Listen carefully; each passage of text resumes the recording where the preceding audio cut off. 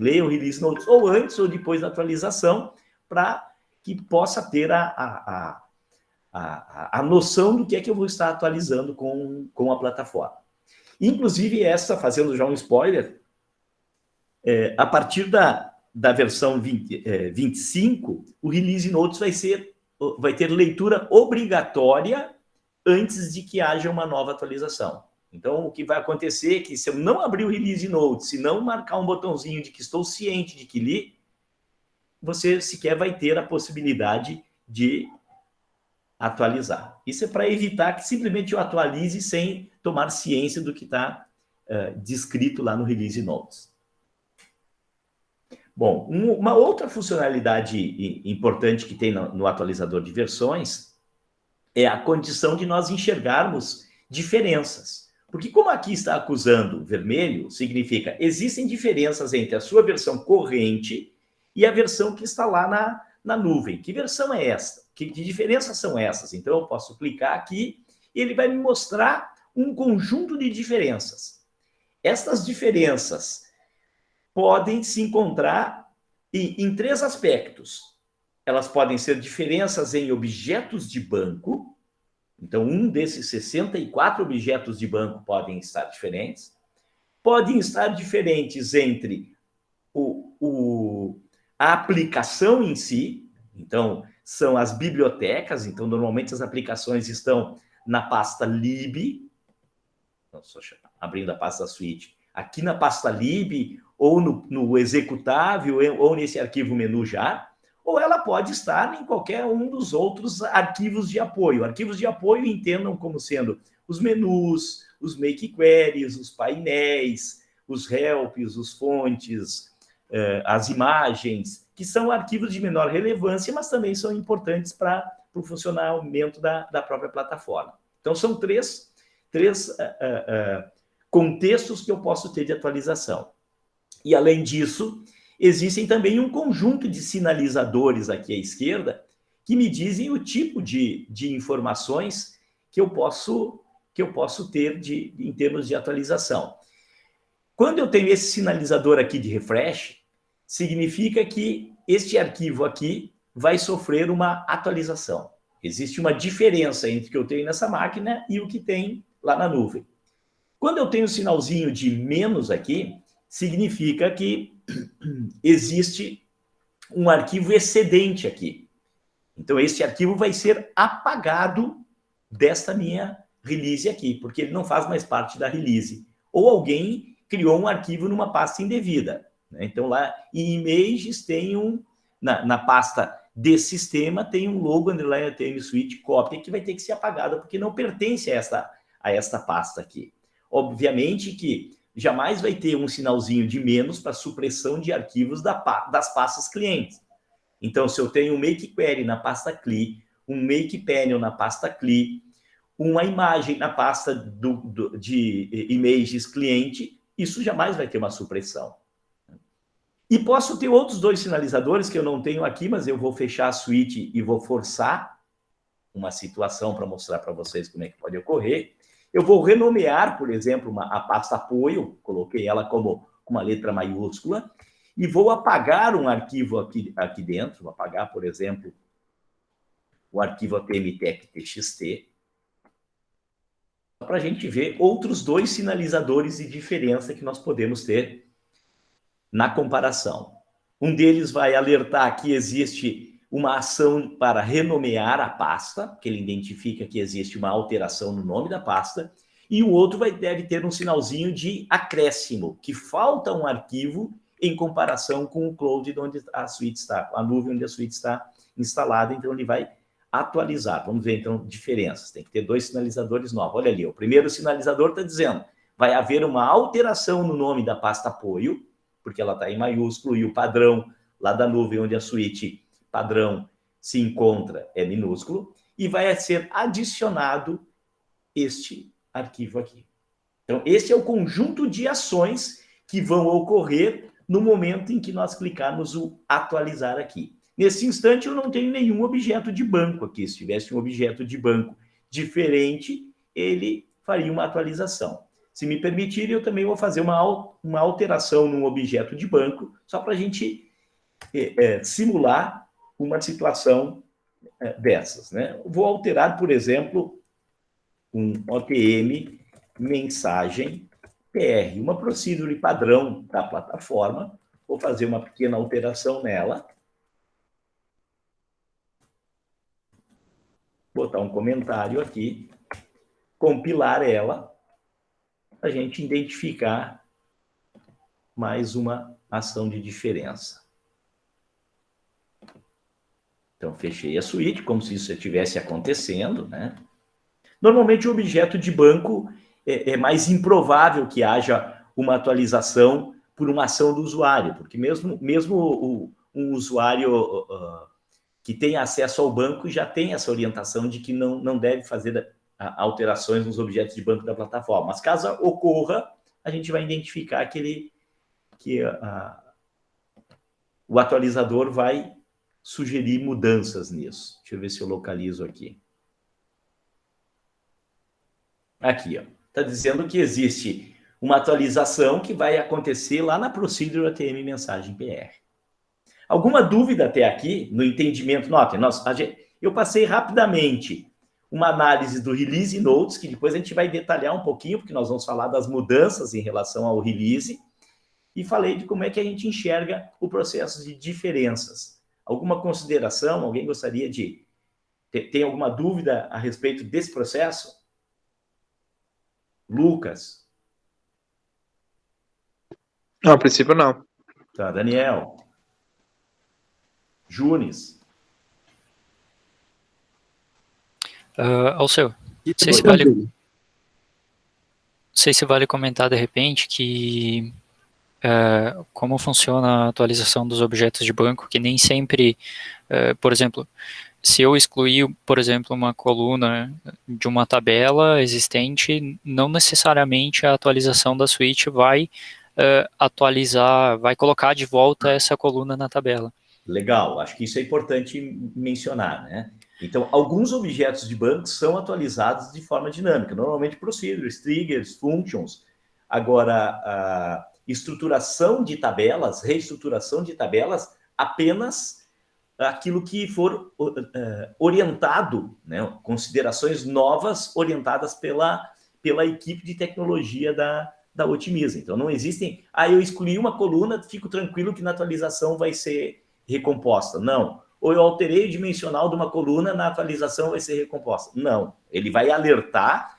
Então, se isso ocorrer, o que acontece? Eu vou atualizar e, mesmo assim, vai ficar vermelha. Vai dizer, você está na última versão, mas a plataforma aqui, ela vai ficar uma versão em vermelho. E aí, o que eu faço?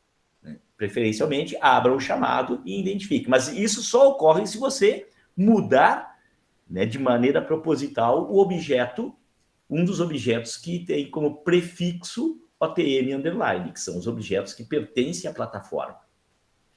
Isso, né, Jonathan? Isso, show de bola. Ok.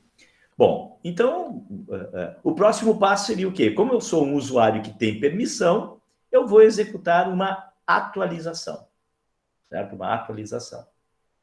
Clico na atualização, ele vai fazer uma mensagem, vai proceder uma mensagem de confirmação. Lembrando, a partir da versão 25, eu só vou conseguir atualizar caso eu marque que esteja ciente, que li, mesmo sem ter lido, a gente recomenda que você leia o release, né, referente à versão que está sendo atualizada.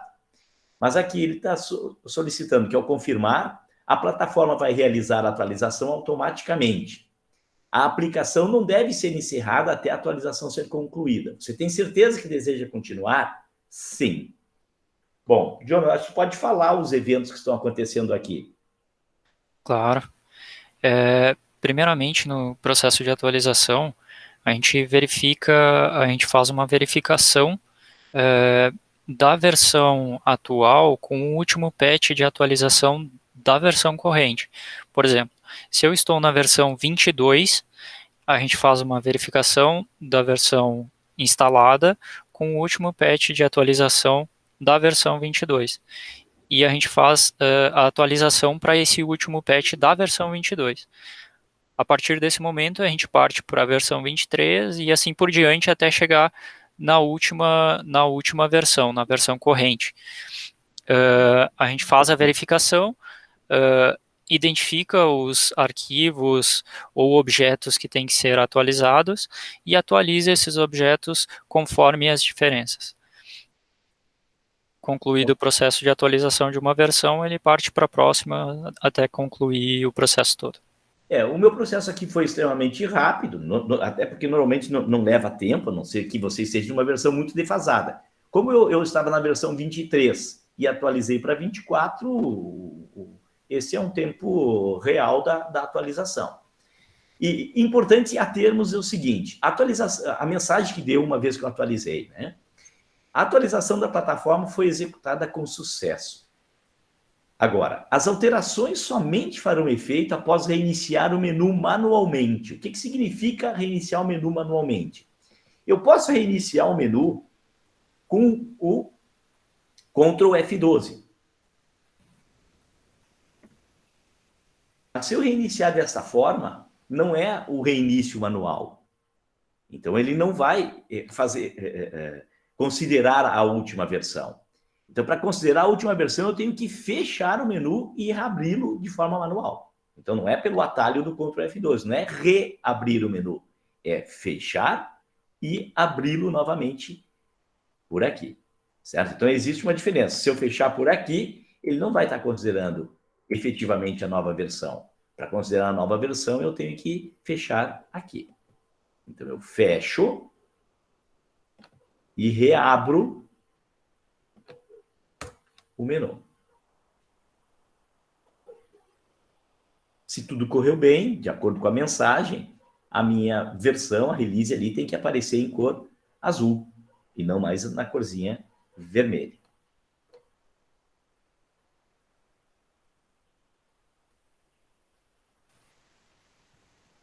Foi desfeita a alteração do banco, Alceu? Ele deve estar acusando ali o objeto de banco ainda. Sim, eu só quero mostrar o que ele vai estar acusando. Olha o que ele está acusando aqui. Ó. Aquilo que o Jonathan disse. Existe diferença. Existe ainda uma procedure no banco, não prevista. Então, esta não é uma correção que foi feita. Essa não foi feita. Então, note, eu estou na versão 24, 2021, 10.05.64, mas ainda assim existe uma diferença. Puxa vida, como que eu corrijo essa diferença? Bom, primeiro, você não deveria ter essa diferença, porque alguém, um evento exterior ao planejado aconteceu. Então, nesse caso, abriria um chamado, a gente conectaria e corrigiria o objeto. Primeiro, eu identificaria essa diferença, né? Então, no meu caso aqui, eu agora corrigi, identifiquei a diferença. Ela não era sequer significativa, mas eu só sei depois da correção. Vou fechar e agora sim vou identificar que a release, além de estar na última release, ela vai estar azul.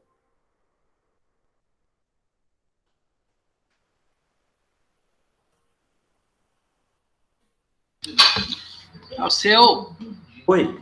Qual é a ação do nosso cliente quando tiver isso? Mandar uma mensagem para o nosso suporte? Como é que é?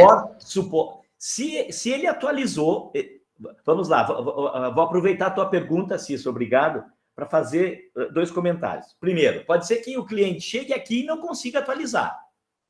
O cliente não está na live, não leu a documentação, não se deu conta que tem que ter aquelas 4 condições para atualizar. Bom, de cara ele já tem que mandar um e-mail para o suporte. suporte.atm@atm.com.br, dizendo, não, eu sequer consigo atualizar. Bom, mas vamos imaginar que ele consiga atualizar e mesmo assim ele atualize e fique vermelhinho lá. Tá? Ele manda também um e-mail para suporte.atm@atm.com.br mencionando a situação e a gente tendo acesso remoto, porque normalmente no nosso contrato a gente solicita que se mantenha essa condição de acessibilidade remota a cada uma das instalações, a equipe de suporte interno conecta no cliente e identifica a causa e, além de atualizar, comunica qual é a situação que ocorreu para que isso não ocorra mais no cliente. Mas, normalmente, é improvável esse tipo de situação, porque, nota, por que ocorreu isso? Porque eu fui lá no TOAD e editei um objeto de banco de forma indevida, né? Mas é proposital para mostrar o tipo de situação que pode estar ocorrendo aqui dentro de um processo de atualização. Não sei se respondi. Sim. Certo? Então, uma vez que eu atualizei, se eu clico aqui, notem, eu só tenho agora a opção de Release Notes. Puxa, mas por que eu não tenho mais opção de diferenças? Porque não existe diferenças. Por que eu não tenho opção de atualizar? Porque não existe o que atualizar. Já estou atualizado. Mas existe o Release Notes, porque a opção de Release Notes me permite identificar como é que está a minha versão instalada e as novidades dessa versão instalada em relação às versões anteriores.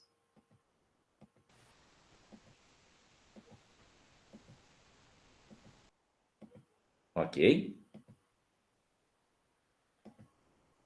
Então, isto é o evento que faz com que eu atualize a minha versão. É importante a atualização de versão. Por quê? Principalmente quando... Por dois aspectos. Primeiro, que você acaba ficando com uma versão muito defasada e tem uma série de funcionalidades em novas versões que você acaba não tendo acesso se ela não está atualizada. E segundo, porque caso haja uma necessidade de suporte, a primeira ação que a equipe de suporte normalmente vai solicitar é que você atualize a versão. Porque caso contrário, pode ser que o que esteja ocorrendo, que o fato gerador da necessidade de suporte pode ser um bug que tenha sido corrigido numa das versões mais recentes. Normalmente é isso que acaba acontecendo. Então, é importante. Outra questão também é que dentro dos novos contratos, isso vai passar a valer também para alguns clientes, a manutenção, o suporte, ele vai permitir que se tenha, no máximo, três versões, não releases, 3 versões atrasadas. Então, se eu estou na versão 20, se a versão corrente é a 24 e eu estiver na versão 20, eu vou ter dificuldade em conseguir um suporte. Eu tenho que estar, no máximo, na pior das hipóteses, na versão 21. E isso é para fazer com que o cliente se eduque também, né, a ter uma atualização. Note, a atualização é simples, ela pode acontecer, não preciso tirar ninguém do ar, eu posso estar utilizando, ela atualiza, até porque a estrutura da plataforma em relação ao cliente, ao servidor, ela faz esse tratamento. Então, é importante manter sempre a última versão, manter a versão corrente como sendo a versão atualizada lá na ponta. Então, lembrando, isso vai ser comunicado aos clientes, né? É uma das definições que a gente acabou fazendo hoje como uma maneira de garantir e de fazer valer o direito ao suporte que os clientes têm, né? Tentar manter o máximo possível a versão instalada no cliente o mais próximo possível da versão corrente, porque isso facilita o retorno quando há necessidade de suporte. Lá no nosso canal de suporte, que é o e-mail suporte.atm@atm.com.br. Isso é o processo. Oi. Só comentar ali ainda com relação à mensagem de conclusão da atualização. Só para comentar a existência de outras 3 possíveis mensagens quando a gente conclui o processo de atualização. Existe mais uma mensagem de sucesso, que é um sucesso parcial, digamos assim, que é onde a gente consegue atualizar a plataforma como um todo, porém, algumas situações não críticas não são concluídas. Por exemplo, aquela questão da renomeação da pasta apoio. Se, por exemplo, por algum motivo diverso, a plataforma não conseguir renomear aquela pasta, a gente não vai simplesmente reverter a atualização, a gente não vai dar uma mensagem de falha na atualização. A gente vai dar uma mensagem de sucesso, porém com alguns avisos. Então, a gente tem uma mensagem de a atualização foi realizada com sucesso, porém com alguns avisos. E aí a gente apresenta ali um botãozinho, né, para listar todos os avisos que ocorreram durante a atualização. Ô, Jonathan, me lembra em relação a isso, se eu tiver uma imagem nova e não conseguir atualizar na pasta, eu acho que essa é uma situação também de aviso, ou não? Sim, é uma situação de aviso também. Imagens, queries, se eu não me engano, queries que não são da pasta System, por exemplo, uma query de modelo MKQ novo. de modelo, um modelo novo, não foi criado, a gente não vai impossibilitar a atualização por causa disso, a gente vai simplesmente dar o aviso. Né? É importante lembrar, assim, em que situação isso ocorre? É bem remoto, mas vamos ilustrar aqui. Imagine que eu não seja um usuário com permissão total, tenho permissão para gravar em todas as pastas, mas por algum motivo, lá na minha pasta de modelos, eu tenho apenas permissão de leitura. E mandei atualizar. E nessa atualização, tem um novo modelo. É óbvio que a suíte não consegue atualizar esse novo modelo, mas nem por isso ele vai abortar a atualização, porque esse modelo é só um adicional, ele não é algo fundamental para o funcionamento da suíte. Então, nessa situação, vai acontecer isso que o John está dizendo. Se eu não tenho essa permissão para gravação, a suíte vai dizer, a suíte foi atualizada, mas com algumas exceções. E aí vai listar quais são esses arquivos que também não foram atualizados. O que é que eu faço nesse tipo de situação? Normalmente, você vai identificar isso, você pode mandar um e-mail para o suporte, mas, de qualquer forma, o suporte não vai conseguir corrigir diretamente isso. Ele vai ter que entrar em contato com alguém da TI e pedir as permissões devidas para o usuário atualizador. Ou, então, obter as permissões. E aí, basta clicar ali e fazer uma nova atualização que vai passar quando você tiver essa permissão devida. Isso aí. Os objetos vão ficar em vermelhinho ali, semelhante à situação do objeto de banco, né? Isso. Vai continuar vermelho o label da versão e eles vão continuar aparecendo como diferenças, né? Então vai ser uma pendência com relação à versão atual. Isso, em relação à atualização total, mas não é algo que impacte no funcionamento da suíte. Diferente, por exemplo, se não conseguisse atualizar o menu, a aplicação do menu, né? Porque daí a versão fica realmente indevida. E aí a gente cai na segunda classe de mensagens, né? Que é as mensagens de falha. A gente tem uma primeira mensagem de falha, que é quando a gente obtém algum erro por uma situação como essa que você comentou, de não conseguir atualizar o menu.jar, que é um objeto crítico, né, para a execução da plataforma. Então a gente apresenta uma mensagem de falha. Porém, antes de apresentar a mensagem de falha, a gente tenta reverter a atualização para a última atualização bem sucedida. Conforme eu comentei antes, né, a gente faz as atualizações incrementais, então a gente atualiza para o último patch da atualização corrente, por exemplo, se eu estou na 23, eu atualizo para o último patch da 23. Se essa atualização foi bem sucedida, e aí eu estou fazendo agora a atualização para 24, e ocorre uma falha na atualização da 24, a gente volta para a 23. Ainda assim, e aí a gente apresenta a primeira mensagem de falha, né, que é a atualização não pôde ser concluída com sucesso e a atualização foi revertida. Então a gente volta tudo como era antes. Tudo que foi alterado volta a ser como era antes. Só que em algumas situações a gente, por motivos de permissão ou alguma situação nessa questão, por exemplo, tem um arquivo sendo utilizado. Um arquivo passou a ser utilizado bem na hora que ele ia ser atualizado ou bem na hora que ia ser revertida a alteração daquele arquivo. Então a gente não vai conseguir reverter. E aí a gente cai na quarta mensagem, que é quando a gente não consegue reverter a atualização e a gente apresenta a mensagem. A atualização não foi concluída concluída com sucesso e tem um backup disponível na pasta X. Então, a gente apresenta o caminho onde está o backup, e aí alguém de TI ou se alguém de TI contatar o suporte também pode, em conjunto com a TI, pode fazer esse processo de reversão manual. Então, recapitulando, aqui nós tivemos uma mensagem de sucesso na atualização. Essa mensagem mesmo com a mensagem de sucesso, pode ser que fique vermelhinho se algum objeto de banco estiver indevido. Então, primeira mensagem é sucesso.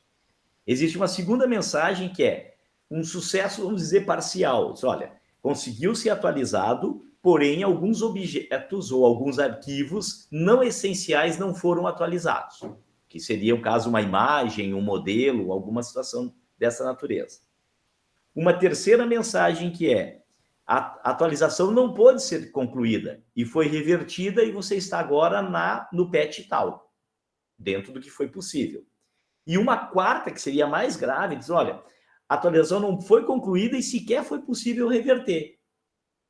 Mas existe um backup da tua versão em determinada pasta e, obviamente, que aí alguém vai manualmente tem que pegar esse backup e restaurar aqui para a pasta. A quarta situação, ela em todas as atualizações que eu fiz até hoje, uma ou outra ocorrência teve quando alguém prende um arquivo na rede, abre um arquivo de maneira indevida e fica com ele preso, porque a suíte por si só ela não prende os arquivos, né? Mas pode ocorrer, certo? Então, normalmente a TI libera isso, ou na pior das hipóteses, um chamado para suporte.atm@atm.com.br e resolve esse tipo de situação. Perguntas quanto à atualização, complementos, considerações? Cissa? Perfeito, respondido ao seu. Ok, muito bem. Bom, então, em relação à atualização é isso. O que a gente gostaria agora de comentar é a segunda parte dessa live, de uma forma rápida, né? Algumas funcionalidades que estão disponibilizadas nesta próxima versão da plataforma, na versão 24.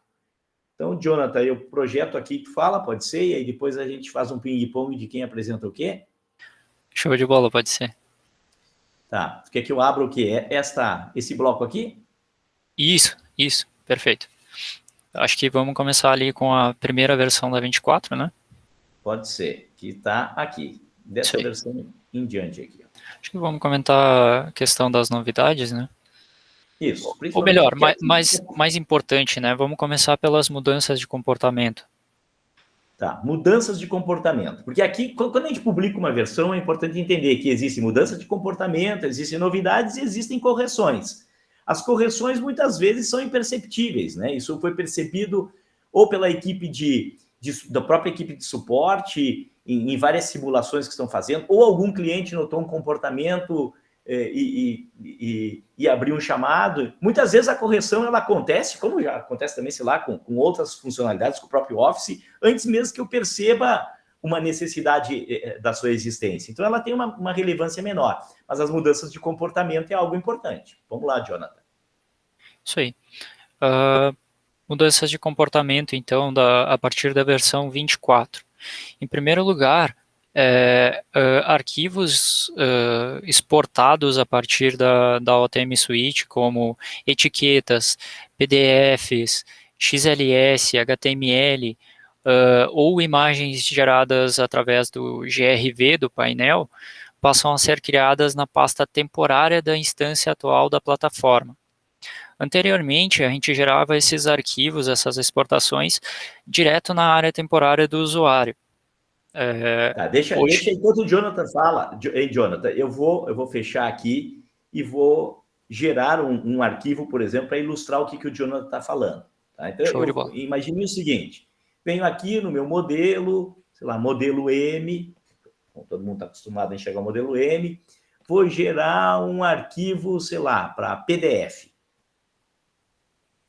Onde é gerado, até esta versão, onde é gerado esse arquivo PDF que eu estou enxergando, que eu vou enxergar aqui na tela? Aqui, ó. Onde é que está essa tabela aqui? Onde é que está esse arquivo fisicamente? certo? Onde é que ele está? Ele está nessa pasta aqui, ó.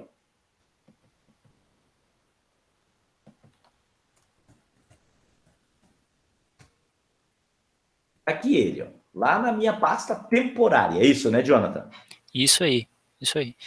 É importante a gente comentar, só um comentário, é importante a gente mencionar essa mudança de comportamento, porque pode depender pode acarretar em mudanças em arquivos MKQs, em aplicações desenvolvidas, né? Claro, nesse momento, na versão 24, a gente está gerando, para manter a compatibilidade... Pode falar.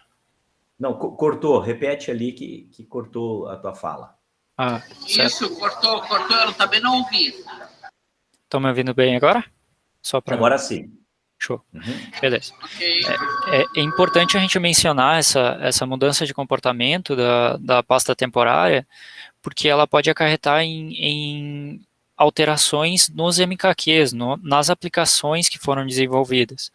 Então, claro, nessa versão 24, a gente ainda está mantendo por compatibilidade a geração nos dois lugares. A gente mantém ela no caminho antigo, que é o %temp%, que o Alceu mostrou ali, porém, a gente também gera esse arquivo no caminho que passa a valer a partir de agora, que é o caminho oficial das exportações, digamos assim. Onde é que é esse caminho? Que é na pasta temporária da Otimiza. Ela fica um nível abaixo da pasta temporária do usuário. Ela fica em %temp% /OTM / o número da instância. O que é esse número da instância? Hoje a gente tem o menu de menus e a gente pode abrir N menus. Anteriormente a gente não tinha o menu de menus e a gente podia abrir N menus também. Mas a partir do menu de menus a gente começou a separar as áreas temporárias para manter organizado e até pela questão das imagens, do cache de imagens, a gente começou a separar essas áreas temporárias. Então a gente tem essa separação, a gente tem a área temporária para cada menu, para cada instância do menu. Como é que eu descubro a instância do meu menu atual, caso eu queira encontrar algum arquivo exportado? Uma alteração, inclusive, agora da versão 24. Ali no rodapé, ao lado da seção, a gente tem a informação da instância. Então, o que significa aquele 2 ali? Significa que arquivos exportados ou cache de imagens vão estar disponíveis abaixo da área temporária do usuário, na pasta OTM / o número da instância. Naquele caso ali, o número 2. Na versão 24, recapitulando, os arquivos que são gerados, nesse meu exemplo aqui é um PDF, poderia ser uma planilha, poderia ser uma imagem, ele está duplamente, ele está gravado na instância 2, mas também por compatibilidade, se alguém tem um exemplo, eu quero anexar isso aqui no e-mail, tem uma aplicação que pega, o Junes mostrou uma aplicação na última live que pegava um arquivo e anexava no e-mail. Originariamente, o arquivo pegava desta pasta, temp. Pegava aqui desta pasta o arquivo que tinha sido gerado, este aqui. Durante a versão 24, por compatibilidade, o arquivo continua sendo gerado aqui e gera nessa nova pasta aqui. Mas, conforme diz lá na documentação, a partir da versão 25, os arquivos vão ser gerados apenas na pasta da instância. Certo? E por que isso? Para que você possa gerar em instâncias diferentes o mesmo arquivo, porque aí o cache dessa instância ele é administrado pela plataforma, ele é limpo quando você reinicializa a plataforma, tem uma série de vínculos e de melhorias no teu processo, né? E para que não comece a ficar muito lixo também dentro da sua área temporária. Então, essa é uma das mudanças da versão 24, e já tem um alerta em relação à versão 25, que a partir da versão 25, apenas na pasta da instância é que serão armazenados esse tipo de arquivo. Show de bola.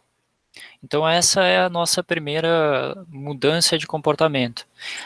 É importante ressaltar que na suíte, na plataforma, a gente tem alguns atalhos que são possíveis de utilizar. Um deles é o percent temp percent, que já existia antes, né, que leva para a área temporária do usuário, a pasta onde era gerado anteriormente essas exportações. Atualmente, com a implementação dessa área temporária por instância, a gente passou a ter outro atalho, o percent OTM TMP, ou temp. Os dois são aceitos. Esse caminho vai levar diretamente para a pasta temporária da instância atual. Então, se eu estou executando um MKQ lá na instância número 2, esse OTM-TMP vai levar para a área temporária do usuário, barra OTM, barra o ID da instância onde eu estou executando esse MKQ. Ok, então vamos imaginar o seguinte, aí eu tenho uma aplicação que tem um @ml que anexa um arquivo do %TMP%. A partir da versão 24, a gente sugere, já altera ela para que pegue esse teu arquivo, em vez da área %TMP%, da pasta %ATMP, %ATM, TMP%. Por quê? Porque a partir da versão 25 já não vai mais existir esse arquivo nesta área temporária aqui. Então já vai, você tem tempo até a versão 25 para estar mudando qualquer situação desta natureza que possa existir dentro da sua base. Jonathan, Diga. tem alguma variável que eu consiga saber num make query ou em algum lugar qual a versão que eu estou? Para a versão, não diretamente, variável não tem. Mas tem no banco. Certo. Tem... Não tem na OTM dados sim, externos? Tem na OTM dados externos. A partir do momento que é concluída a verificação de versão, essa informação fica disponível na OTM dados externos.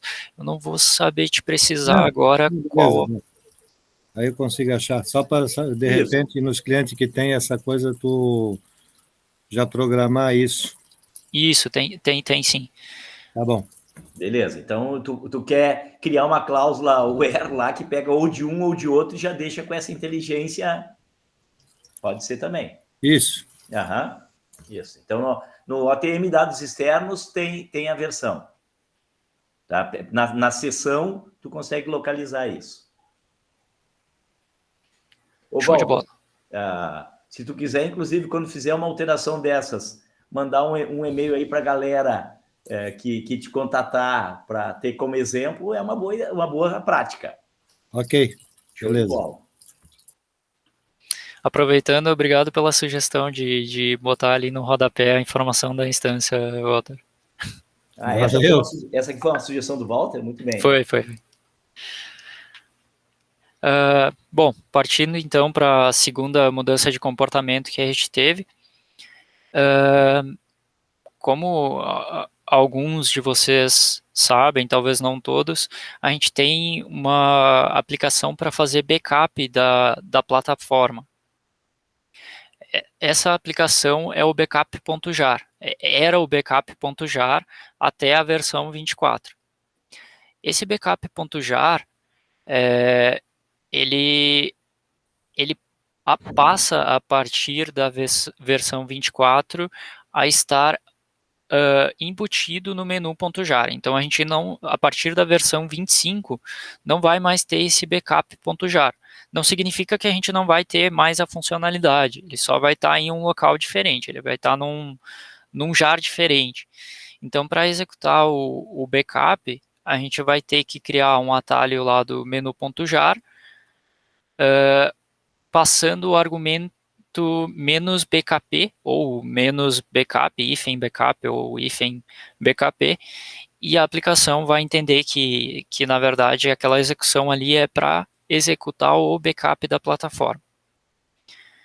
Então, essa também é... né? Não vai mais existir um backup. É uma melhoria. Não vai mais existir o backup.jar, certo? Você simplesmente vai chamar o menu com uma opção -bkp. Vai ter um atalho para backup. E foi tudo embutido numa única aplicação, num único app. Na prática é isso, certo, Jonathan? Isso aí. Ok? Eu só queria voltar aqui, o Leandro fez uma pergunta, o seguinte, sobre a alteração de porcento, tempo e porcento, é mais para uma equipe interna, mas é importante que os clientes e parceiros que estão acompanhando também entendam o contexto. Então, a pergunta do Leandro, sobre a alteração do porcento, tempo e porcento para porcento ATM, tempo e porcento, como é que fica o legado? Os clientes onde tem isso e, por exemplo, não tem atividade de um consultor, seja do Otimiza ou de um parceiro no momento. Bom, primeiro, que a partir da versão 25, ele vai ter que ler a release, vai estar escrito lá, se você atualizar esse tipo de comportamento, caso você possua, vai parar de funcionar. Então, eu estou imaginando que o cliente que está atualizando a versão e não tem acompanhamento de nenhum consultor, seja da Otimiza ou um consultor parceiro, tem que ter ciência do que está fazendo. Mas, e na pior hipótese, ele confirmar e atualizar. Se ele tiver um anexo, naquele meu exemplo do e-mail, pegando porcento, tempo, porcento, não vai mais mandar o anexo. Então, tem que corrigir. É uma grande correção?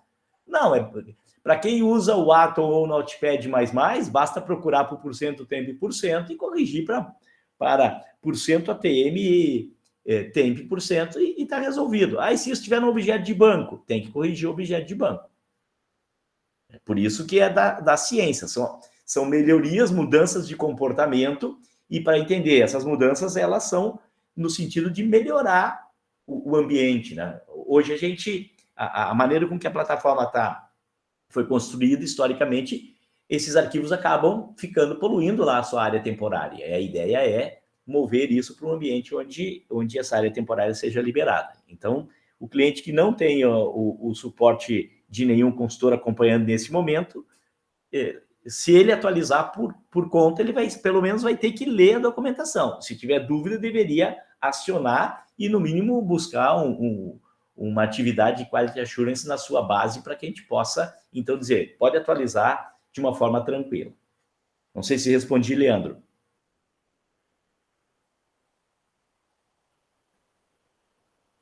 Sim, o senhor respondeu, obrigado. Valeu, ok. Então, recapitulando, em relação ao backup, o que vai acontecer é que o backup jar, ele some, né? E aí, como é que eu faço o backup? Você cria um atalho do menu passando o argumento menos BKP. E aí já vai executar. A atualização já não podia fazer isso automático? Acontece que para criar um atalho, a gente precisa identificar a pasta onde está, né? E nem sempre tem um atalho nessa pasta, mas eu acho que poderíamos pensar nisso. Não sei se a gente consegue identificar, Jonathan, a pasta onde está e conseguimos criar um atalho de forma dinâmica. Não sei se é possível. De cabeça eu não vou saber te informar isso. Mas eu também ia pedir se podia ser automático isso. A gente pode avaliar, sim, a possibilidade. Eu não consigo garantir agora de que a linguagem de programação que a gente utiliza permite essa possibilidade, né? Se a gente tem essa possibilidade, mas a gente pode avaliar, sim. Certo, é possível. Mas eu vou, na prática aqui, né? Eu vou fazer isso. O que tem que ser feito, né? Imagina que o meu backup já não exista mais. Eu vou pegar o Ctrl+C no menu, colar um atalho, vou chamar esse atalho de backup e vou aqui editar ele nas propriedades e vou botar aqui menos BKP. Basicamente é isso. Quando eu executar este cara aqui, ele não vai executar o menu. Ele vai executar o menu, mas com comportamento de backup. Então, o que nós vamos verificar, então, a partir da sugestão do Walter, da Cicione, é verificar a possibilidade de criar automaticamente este atalho. Tá? Mas, na pior das hipóteses, é isso que teria que fazer para que funcione, então, o backup a partir da versão 25. Então, notem. Esta aqui também é uma prática que a gente está adotando agora, na release, a partir da release 24, da versão 24. Alertas a partir da depreciação de componentes e anunciando a partir de que versão eles vão ser depreciados. Então, existem alguns componentes que vão mudar o comportamento. A partir de tal versão, o componente tal vai ter um outro comportamento. Vocês sabem que a tendência nossa é evitar a mudança de comportamento. Tanto que nós estamos aí há 1 ano com a versão 23, e só agora a gente está indo para 24. E ela foi justamente porque a gente tem um conjunto de necessidades e melhorias, né, para serem feitas. Então, por isso que a gente partiu para essa versão aqui. Sim, acho que assim é o seu. Quanto mais automatizado, melhor. Por isso que eu e o Walter estamos reivindicando, né, Walter? Vamos automatizar isso. Show de bola, Cissa. Muito bem. Jonathan, falar das novidades? Vamos lá. Então, uma outra novidade bem importante ali com relação à atualização da 24 é a implementação do merge de PDF. Inclusive, eu acho até que você vai poder falar melhor que eu, né, Alceu? Certo. Essa implementação. Tu quer falar das outras, depois eu mostro o merge com um exemplo? Pode ser, sim. Só então, para não sair daqui nesse instante, né? Show, beleza. Vamos partir então para a segunda novidade ali. A implementação do help personalizado. A partir da versão 24, só para entender o que é o help da plataforma, tá? Quando a gente abre um menu, se quiser abrir de repente ali o nosso menu padrão, só para a gente ilustrar, show. A gente tem um botãozinho lá na direita, lá no final, de help. Não necessariamente todos os menus têm essa opção, mas a gente tem a possibilidade de adicionar no menu essa opção e ele vai buscar pelo help de determinada opção ou do próprio menu, dependendo do que estiver aberto, aquele botão de help vai ter um comportamento. Por exemplo, a regra nesse momento, desculpa te atalhar, Jonathan, é assim. Pode... Eu tenho um make query aberto, esse aqui é o meu make query do modelo M. Se existir um help específico para esse meu make query, ele abre o help do make query. Caso não exista, ele busca o help do menu em si. E caso não exista nem o help do menu, ele vai dar um erro, dizendo, não encontrei esse help. Isso aí. Esse é o comportamento que a gente tinha até a versão 23. A gente continua com esse comportamento até o ponto em que a gente define esse help personalizado. Então, agora eu tenho a possibilidade de adicionar em uma opção, por exemplo, vamos pegar aqui no menu padrão, a gente já tem a implementação... Deixa eu verificar aqui. Primeiro exemplo ao seu. No primeiro exemplo, no primeiro modelo ali dos MKQs, a gente tem um help... Isso. A gente tem um help personalizado já. O que vai acontecer com esse cara? Ele não vai... Pode. Ele não vai buscar pelo PDF referente ao help daquela opção, porque ele tem um help personalizado definido. O que é esse help personalizado que eu defini nessa opção?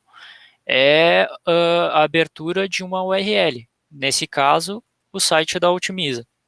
Então, notem, eu cliquei no Help e ele abriu o site. Eu não sei se tem alguém nesta live aqui da Cinex, deixa eu ver se tem algum amigo da Cinex aí assistindo ou não.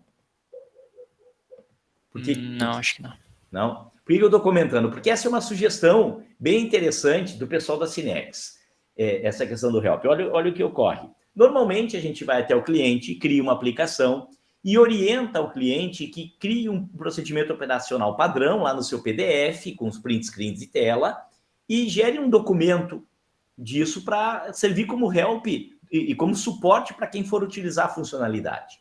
Numa das minhas idas à Cinex, conversando com o Rafael, com o Joel, com o Franz, eles sugeriram o seguinte, puxa vida, nós estamos agora aqui na empresa com uma equipe montando os helps, gravando isso. Então, a gente senta com o usuário e diz, você clica aqui, este campo de arquivo, você tem a possibilidade de uma vez clicar, escolher um arquivo e marcar no checkbox, que é muito mais prático, no nosso entendimento, gravar um áudio e um vídeo do que fazer um documento. Inclusive, às vezes, quando tem uma mudança, tem que ir lá editar o PDF, e é mais fácil simplesmente ir lá, cortar o vídeo e gravar um outro pedacinho dele e é vida que segue. Só que para isso nós gostaríamos, inclusive esses vídeos nós publicamos lá num determinado site, ou quero publicar esse vídeo dentro da minha empresa numa determinada pasta. O que nós gostaríamos? Que quando eu clicasse na suíte, ao invés de abrir o help simplesmente PDF, que eu pudesse dizer que existe uma exceção e que o help que vai ser aberto nesse instante é um vídeo explicando o funcionamento. Achei a ideia espetacular e propus para a equipe esse desenvolvimento. Então, é isso que a gente está fazendo.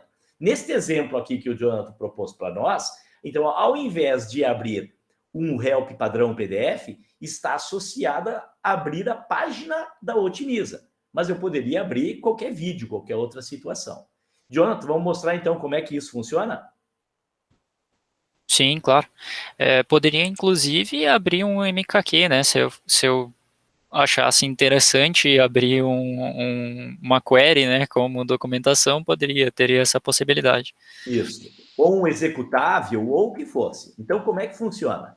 Eu abri aqui o menu, certo? O fonte do menu, o ponto My Options, e vou lá na opção, que é o modelo A. Este cara aqui, ó.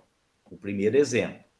E vocês vão observar que aqui no final nós temos um parâmetro a mais. Lembra, nós tínhamos, depois da imagem, a possibilidade do parâmetro de teclas de atalho, como é esse exemplo aqui, ó, uma tecla de atalho, e depois da tecla de atalho, a gente coloca o que é que deve ser aberto no local do help.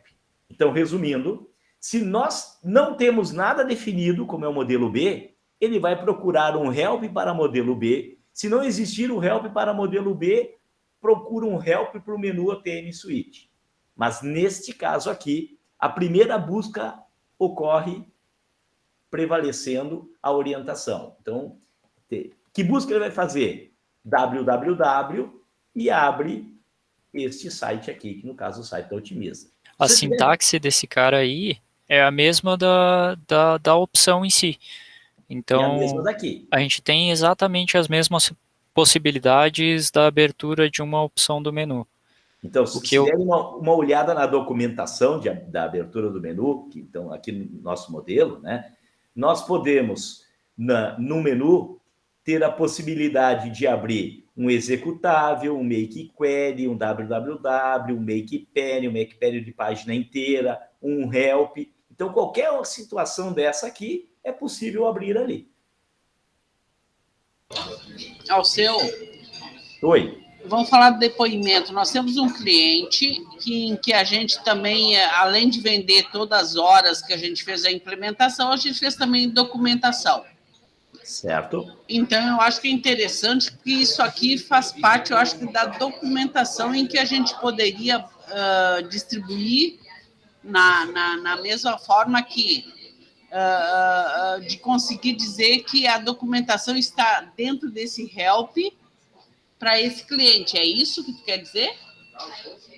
Que nós temos desenhado toda a documentação para esse cliente, no caso, eu posso pôr nesse help?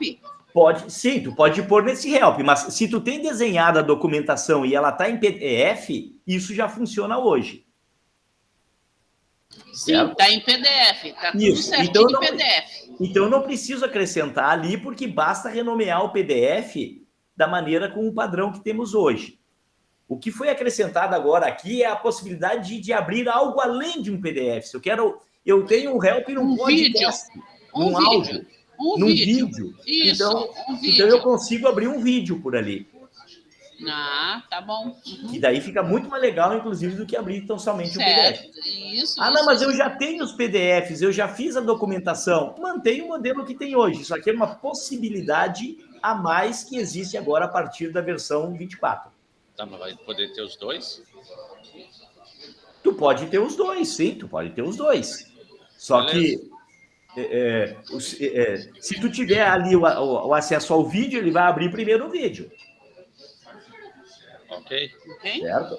É isso aí, tá bom. É que nós temos um cliente fazendo exatamente isso. Ele está nos contratando para fazer todo o trabalho de processo e também a documentação.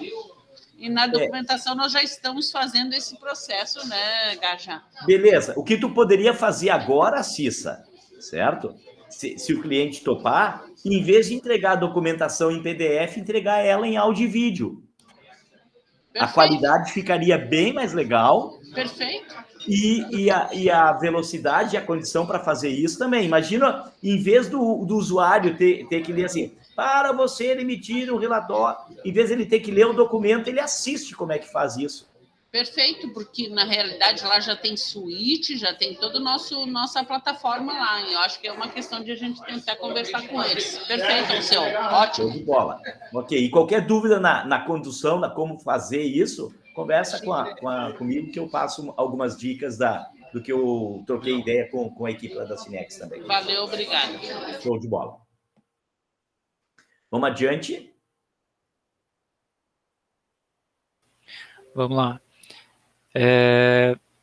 Então, terceira mudança, na verdade, a gente já comentou, né, que é a implementação do atalho OTM-TMP Percent, que leva para a área temporária da instância. Quarta novidade é a possibilidade de utilizar o @arc sem passar a sessão. Nesse caso, a gente assumiria a sessão atual para fazer a importação ou exportação de um arquivo, a geração de um arquivo ou importação de um arquivo. É uma pequena melhoria, não é mais uma informação obrigatória. Antes o @arc exigia obrigatoriamente passar a sessão, agora não mais. Isso.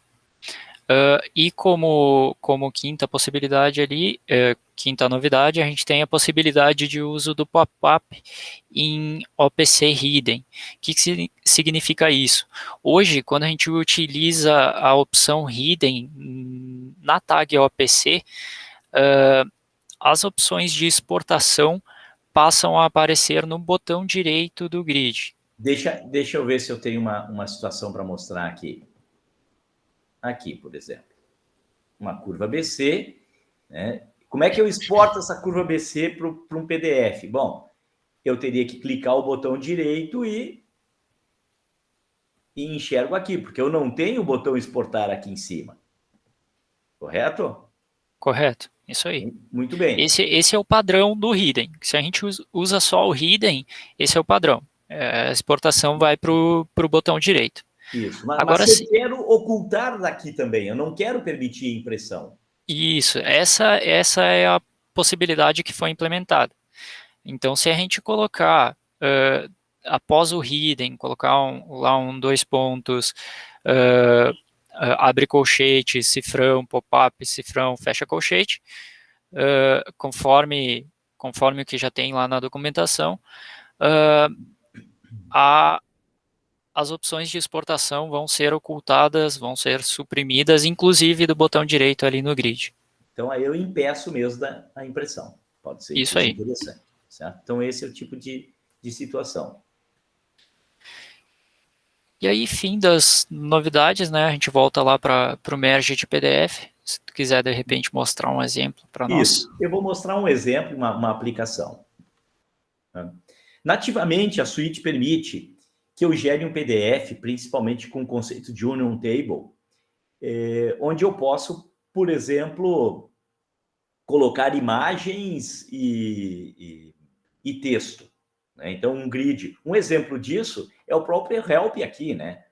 O help da plataforma foi gerado através de um PDF. Se vocês observarem, eu tenho uma imagem do ATM Suite, uma query aqui embaixo. Isso aqui é um arquivo gerado com a própria plataforma. Então, aqui eu tenho uma outra imagem, tenho textos aqui embaixo. Isso aqui a suite já fazia. Mas, por uma necessidade de um cliente, eu quero colocar o merge, quero colocar PDF aqui. Eu não quero... Eu tenho... Vou dar um exemplo bem específico. Eu tenho uma ordem de fabricação e quero pegar um PDF e acrescentar nessa ordem de fabricação. Com a seguinte funcionalidade ainda. Esse PDF... Eu posso estar imprimindo minha ordem de fabricação em formato retrato e o PDF ele pode estar em formato paisagem. Quero que a suite identifique isso e rotacione. Eu posso estar imprimindo a minha ordem de fabricação em formato retrato A4 e o meu arquivo PDF está em A3 paisagem. Então, eu quero que ele faça um resize, redimensione e gire e coloque no meu arquivo. Ou mais ainda, né? Não, eu não quero colocar um desenho. Eu quero pegar 2 arquivos PDFs, um tem 4 páginas, o outro tem 5 páginas. Quero pegar a segunda página do segundo arquivo e colocar como primeira página do primeiro arquivo. Quero misturar isso por algum motivo qualquer. Então, por isso que a gente comentou que isso aqui é a possibilidade de fazer merge de PDF. Você pode juntar páginas de PDFs diferentes de acordo com a sua necessidade, certo? Então, eu vou mostrar um exemplo disso e maiores detalhes depois, se alguém quiser se aprofundar, dá uma olhada na documentação. Vou mostrar uma aplicação real agora para vocês aqui. Que é justamente... Você abre aí, só deixa eu responder a pergunta do Leandro ali. Ele perguntou se a gente já tem um modelo disponível no nosso menu padrão, imagino. Não, a gente não tem ainda um modelo disponibilizado nos modelos padrões, mas a gente, se eu não me engano, a gente tem exemplos na documentação. A documentação disso já tá liberada, já tá toda lá do cartão de referência, inclusive na documentação do Atom. Então a gente tem exemplos disponíveis de como utilizar. Ok. Tu quer dar uma olhadinha na documentação ou depois? Não, acho que depois pode mostrar tá. o... E vamos deixar registrado, tá? Me comprometo na próxima semana enviar ainda na versão 24 uma release com um exemplo similar a esse que eu vou estar mostrando agora aqui, certo? Então, esse exemplo aqui vai gerar uma ordem, uma única página, certo? Com determinado layout aqui, ó. Então, uma ordem de fabricação, onde eu tenho códigos de barra, um cabeçalho, operações de um roteiro, demandas, certo? E na página seguinte, na página seguinte, eu tenho uma imagem, um desenho, certo? Esse desenho, originariamente, é um PDF. Claro que esse PDF ele só tem uma página, mas se ele tivesse mais do que uma página... eu poderia escolher qual a página que eu quero, ou se eu quisesse imprimir todas as páginas aqui, imprimiria todas as páginas, né? Se ele tivesse em formato paisagem, automaticamente a suíte identifica e rotaciona, porque entende que eu estou no formato retrato, ou vice-versa. Se eu estivesse fazendo uma impressão em formato retrato e minha imagem PDF estivesse em formato paisagem, ele rotacionaria também, então, isso automaticamente. Então, a suíte faz isso de acordo com um conjunto de parâmetros. Então, como é que eu faço para colocar um PDF? Como é que eu faço para fazer um merge de um PDF, né? Então, vamos dar uma olhadinha neste fonte que eu tenho aqui, que é o meu ordem de produção.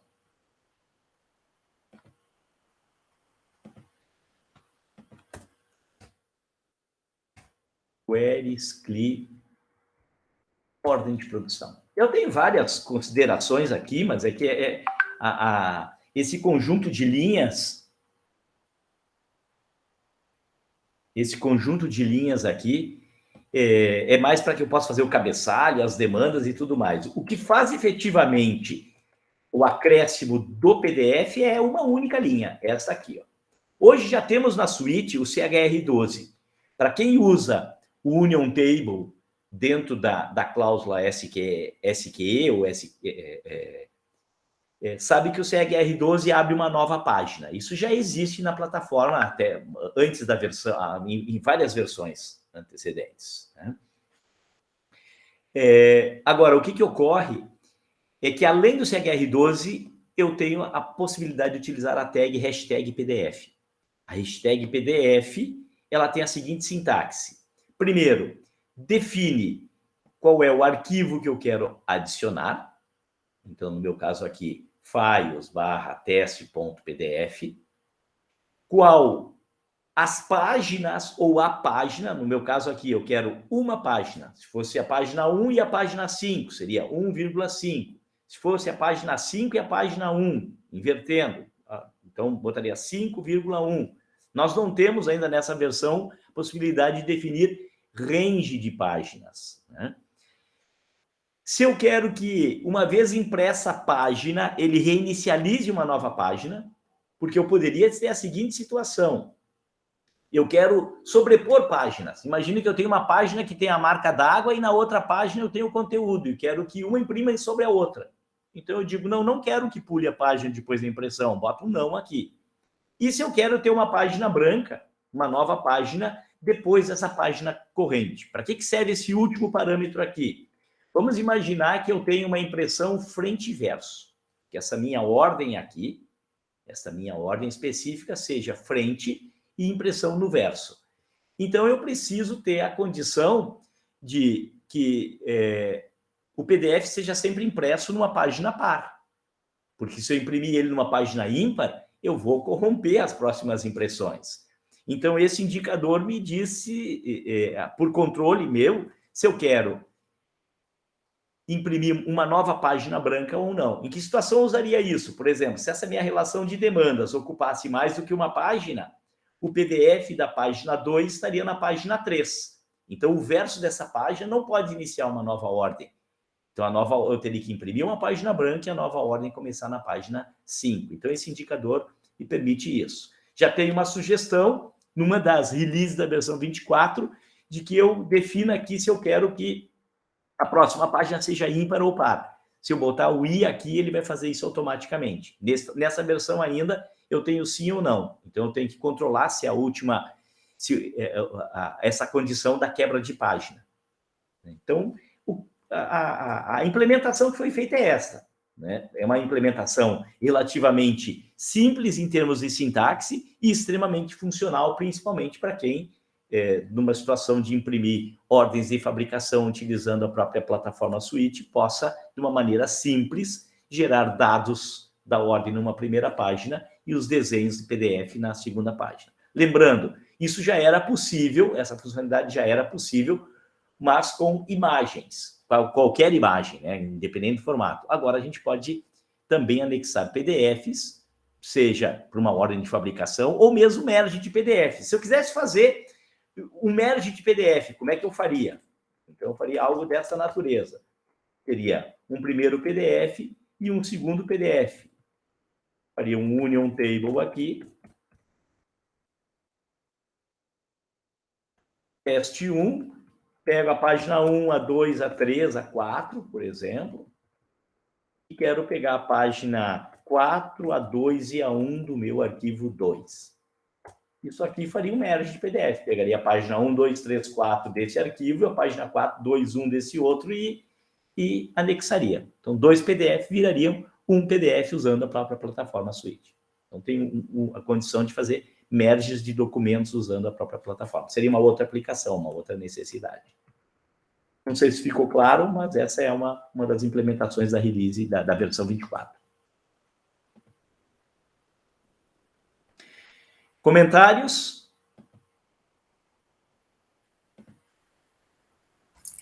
Tomou quantas garrafas de vinho antes de pensar nisso tudo, ao seu?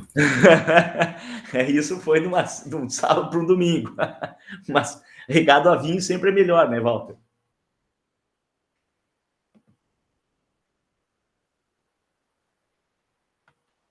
O que mais? Mais alguma coisa, Jonathan? Não, acredito que seja isso aí, Elcio. Muito bem. Daniel, Leandro, Evandro, João Vitor. Leandro, tu não tem nada para falar? Josiele. Não sei se a Josiele está com o microfone, eu acho que não. Para mim está tudo entendido, tudo certo.